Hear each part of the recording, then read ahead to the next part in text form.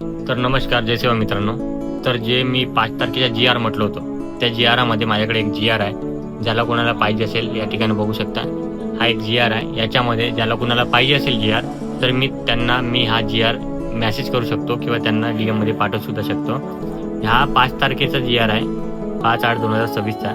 याच्यामध्ये प्रस्तावनामध्ये असं लिहिलेलं आहे की आदिवासी विकास विभागामार्फत राज्यातील अनुसूचित जमातीच्या मुलींना माध्यमिक, उच्च माध्यमिक व महाविद्यालयीन शिक्षण घेता यावे करिता 496 वसतिगृह मंजूर असून सध्या एकूण 490 शासकीय वसतिगृहे कार्यरत आहेत. शासकीय वसतिगृहातील प्रवेशित विद्यार्थ्यांनी देण्यात येणाऱ्या सोयीसुविधांबाबत धोरणानुसार संदर्भहीन शासन निर्णयान्वये नियमावली निश्चित करण्यात आली असून वेळोवेळी काही बदल सुधारणा करण्यात आल्या आहेत. तथापि प्रचलित विविध शासन निर्णयान्वये वसतिगृहांचे नियमन करण्यात येत असल्याने सर्व शासन निर्णयांचे एकत्रीकरण करून तसेच काही तरतुदींमुळे कालानुरूप बदल करण्याची तसेच नवीन सुधारणा अंतर्भूत करण्याची बाब शासनाच्या विचारधारेत होती.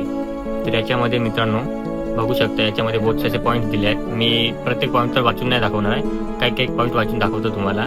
जसा की वसतिगृहातील प्रवेशित विद्यार्थींना परिशिष्ट ड मध्ये नमूद केलेल्या नियमावलीचे काटेकोरपणे पालन करावे आणि ई मध्ये दर्शवल्याप्रमाणे शासकीय वसतिगृह प्रमुखांनी नियमितपणे अहवाल सादर करावे. फ मध्ये नमूद केल्यानुसार शासकीय वसतिगृहांची नियमित तपासणी व लेखापरीक्षण करण्यात यावे. वसतिगृह गृहप्रमुख गृहपाल यांनी कार्यसूची अधिकार, कर्तव्य व जबाबदाऱ्या परिशिष्ट ग मध्ये विहित करण्यात आलेल्या त्यानुसार त्यांचे पालन करावे. प्रत्येक वसतिगृहामध्ये परिशिष्ट घ मध्ये नोंदवल्याप्रमाणे नोंदवह्या ठेवण्यात याव्यात. सदर प्रयोजनार्थ होणारा खर्च संबंधित लेखा शीर्षाखालील मंजूर तर अशा प्रकारचे भरपूरसे इथं पॉईंट्स दिलेले आहेत, बघू शकता.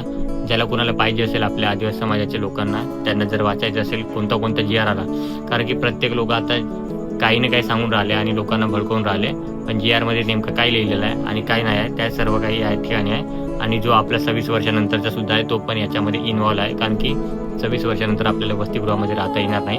तर त्यासाठीच प्रोटेस्ट चालू आहे. तर नक्की आपण हे प्रोटेस्ट धरून चालू आणि आपला आदिवासी समाज समोर नेऊ. धन्यवाद. जय सेवा.